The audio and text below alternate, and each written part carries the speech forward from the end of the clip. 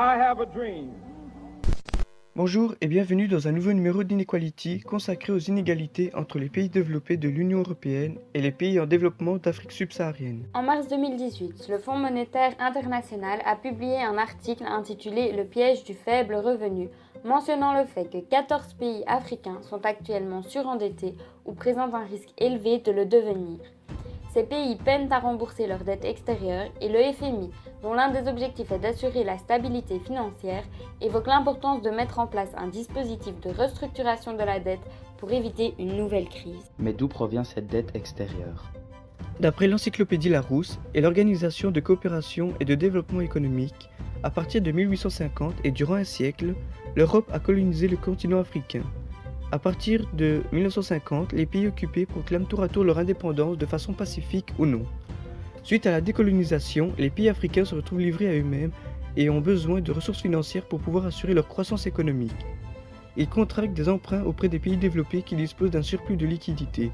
Mais les gouvernements des pays d'Afrique sont souvent corrompus et ils n'utilisent pas cet argent pour investir dans l'économie locale. La crise pétrolière de 1979 pousse les pays prêteurs à réduire leur importation et augmenter les taux d'intérêt afin de réduire le déficit public. Le remboursement des emprunts devient compliqué pour les pays en développement. Malgré une réduction du montant total de la dette, l'article du FMI montre qu'elle ne reste qu'un frein pour de nombreux pays en développement. Qu'est-ce qu'un pays développé et un pays en développement ?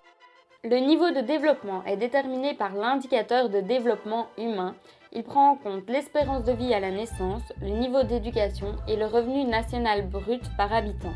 Il est compris entre 0 et 1. Plus le pays est développé, plus son IDH est élevé. L'ONU parle aussi des pays les moins avancés, des pays à faible revenu dont la croissance est entravée et qui doivent donc bénéficier de mesures spéciales. Aujourd'hui, 47 pays sont inscrits dans cette catégorie, dont 33 sont situés en Afrique. Quelles inégalités ? Selon les données de la Banque mondiale, en 2015, l'IDH de l'Afrique subsaharienne s'élevait à 0,523, tandis que l'IDH de l'Europe était de 0,756.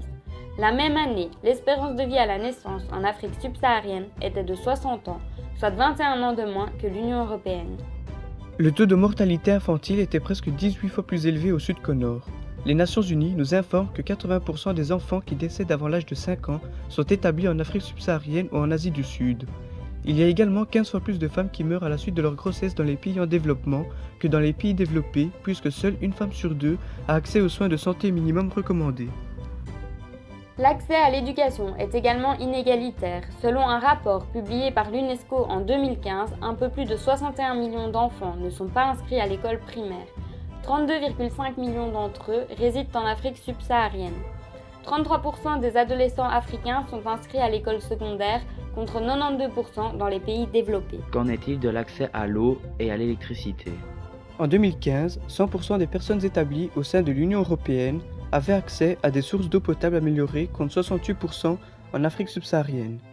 Un rapport de l'OMS et de l'UNICEF ajoute que 159 millions de personnes collectaient encore de l'eau directement depuis la surface et plus de la moitié d'entre elles venaient d'Afrique subsaharienne, où moins d'une personne sur 5 a la possibilité de se laver les mains avec du savon chez soi.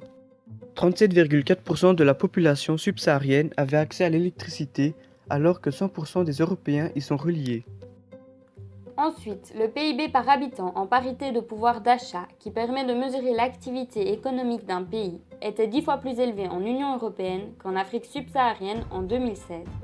Selon les Nations Unies, en moyenne 20% des personnes situées dans des régions en développement, et plus particulièrement en Afrique subsaharienne et en Asie du Sud, vivent avec moins de 1,25 $ par jour.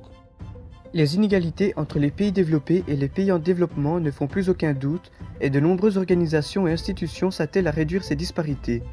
Les Nations Unies ont formulé 17 objectifs de développement durable à atteindre d'ici 2030. La Banque mondiale propose 6 politiques différentes qui ont porté leurs fruits dans d'autres régions du monde. Elle propose par exemple de fournir aux familles démunies un revenu de base qui permettrait aux enfants de se rendre à l'école et aux parents d'avoir accès aux soins de santé minimum requis.